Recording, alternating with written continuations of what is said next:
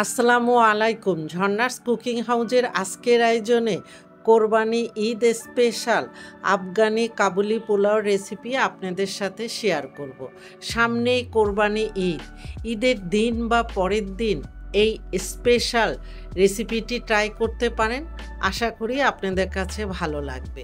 Video ভালো লাগলে like, share, comment ও subscribe করে নিয়মিত আমার চ্যানেলের সাথেই থাকবেন। প্রথমে আমি কাবুলি পোলাওর জন্য একটি স্পেশাল মশলা তৈরি করে নিব। এই জন্য এখানে নিয়ে নিচ্ছি 1 চা চামচ আস্ত জিরা, বড় এলাচ একটি, সবুজ এলাচ 6টি, সাদা গোলমরিচ নিয়েছি এখানে আস্ত হাফ চা চামচ, দারচিনি স্টিক একটি, লবঙ্গ নিয়েছি 6 থেকে 8টি এবং এখানে নিয়েছি আমি জয়ত্রীর একটি পাপড়ি নিয়েছি। এখন এই মশলাগুলি ভাজা ছাড়াই হামানদিস্তায় আমি গুঁড়া করে নেব। আপনারা চাইলে পাটায় বা ব্লেন্ডারও করে নিতে পারেন। মশলাটা ভালো মতো গুঁড়া করে আমি একটি বাটিতে রেখে পরের প্রসেসে চলে যাব। কাবুলি পোলাও তৈরি করার জন্য এখানে আমি 2 কাপ বাসমতি চাল নিয়েছি। আর এই চালটা একটু ভালো মানের নেওয়ার চেষ্টা করবেন, এতে কাবুলি পোলাওর টেস্টটা ভালো আসে। তবে পোলাওর চাল দিয়ে তৈরি করতে পারবেন, সেক্ষেত্রে টেস্টটা কেমন আসবে আমার ঠিক জানা নেই। এখন চালের মধ্যে পানি দিয়ে কয়েকবার পানি চেঞ্জ করে চালগুলি ভালো মতো ধুয়ে চালের মধ্যে পর্যাপ্ত পরিমাণে পানি দিয়ে 2 ঘন্টার জন্য রেখে দিব। হাতে সময় না থাকলে কমপক্ষে 1 ঘন্টার জন্য চালগুলি ভিজিয়ে রাখতে হবে। চাল একটু বেশি সময় নিয়ে ভিজিয়ে রাখলে রাইসগুলি আকারে বড় হবে, রান্নার সময় রাইসগুলি ভেঙে যাবে না এবং এই কাবুলি পোলাও খুবই ঝরঝরে হবে, খেতেও অনেক ভালো লাগবে। এবার চুলায় একটি প্যান বসিয়ে 1 টেবিল চামচ ঘি দিয়ে একটু গরম করে নিব। আপনারা চাইলে এখানে ঘিয়ের পরিবর্তে বাটারটাও ব্যবহার করতে পারেন। ঘি একটু গরম হয়ে গেলে এখানে আমি 1 কাপ গাজর এইভাবে একটু লম্বা করে কেটে নিয়েছি। এবার গাজরের মধ্যে 1 চিমটি লবণ ও হাফ চা চামচ চিনি দিয়ে গাজরগুলিকে অনবরত নেড়ে চেড়ে ভেজে নিতে হবে একটু সফট হওয়া পর্যন্ত। এখানে গাজরগুলি বেশি ভাজা যাবে না, কারণ পোলাও দমে দেওয়ার সময় গাজরগুলি দিয়ে দিব, তাই এখানে গাজরগুলি বেশি ভাজার প্রয়োজন নয়।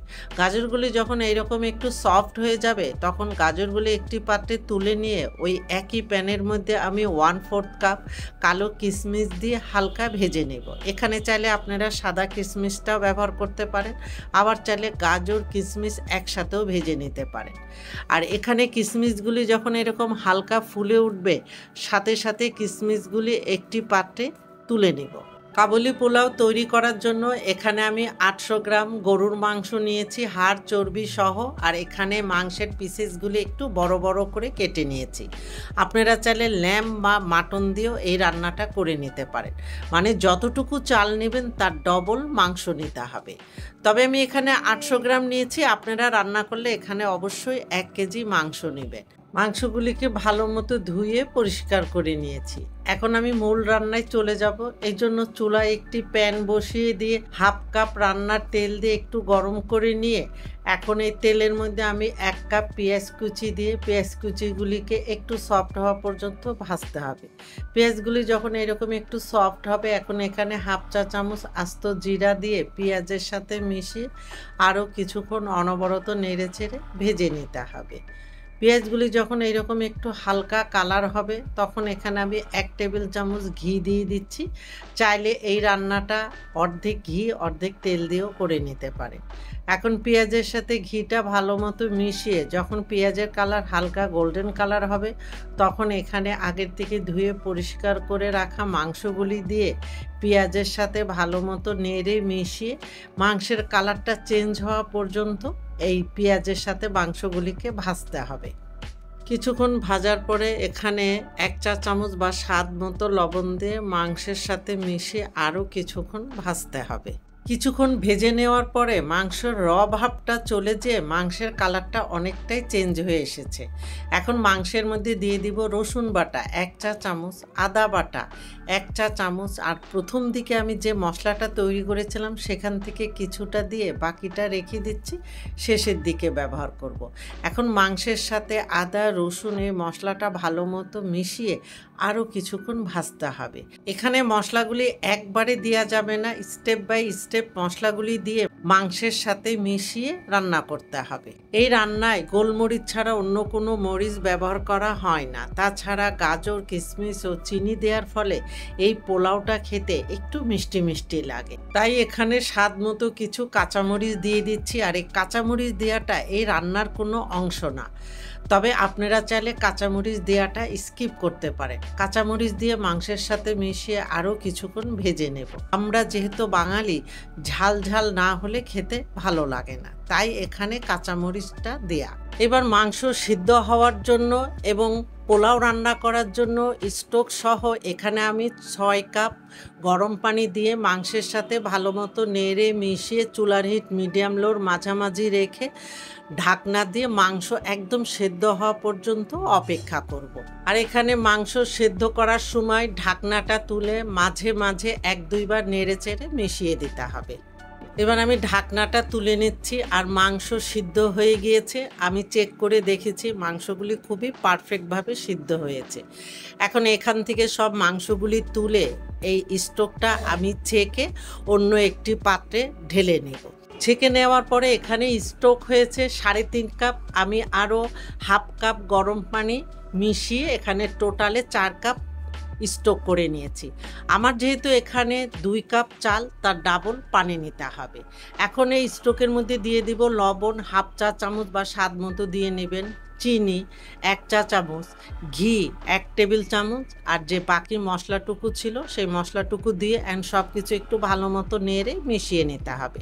এই কাবলি পোলাওয়ে তেল বা ঘি এবং মশলার ব্যবহার একটু কম হয়। এখন এই স্টকের মধ্যে আগের থেকে ধুয়ে পানি ঝরানো চালগুলি দিয়ে স্টকের সাথে ভালো মতো নেড়ে মিশিয়ে ঢাকনা দিয়ে চুলার হিট মিডিয়াম লোর মাঝামাঝি রেখে কিছুক্ষণ অপেক্ষা করব। পানি শুকিয়ে যখন চালের গা মাখা হবে তখন ঢাকনাটা তুলে হালকা হাতে নেড়ে মিশিয়ে দিয়ে আগের থেকে সেদ্ধ করে রাখা সব মাংসগুলি উপরে দিয়ে তার উপরে আগের থেকে ভেজে রাখা গাজর ও কিশমিশ দিয়ে সাজিয়ে দিয়ে এবার ফয়েল পেপার দিয়ে খুব ভালো মতো র্যাপ করে নিতে হবে, যেন ভিতরের কোনো ভাব বাহিরে বের না হয় বা বাহিরের কোনো বাতাস ভিতরে প্রবেশ না করে। এখন ঢাকনাটা দিয়ে চুলার হিট একদম লোতে রেখে 30 থেকে 35 মিনিটের জন্য দমে রেখে দেব।